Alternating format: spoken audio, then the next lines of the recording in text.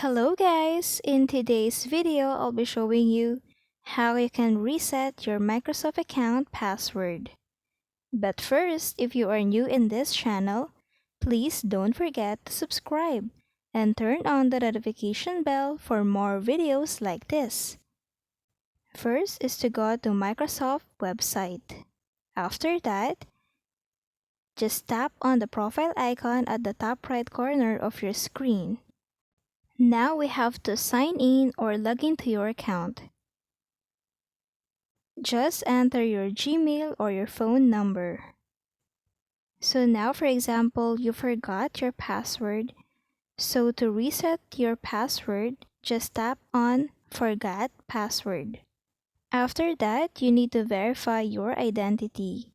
So wait for the code that would be sent to your phone number. Next, enter the code. After that, just tap on Next. We can now reset your password. Now enter your new password. After that, re-enter the password. That's it. It's just simple and easy. Thank you for watching.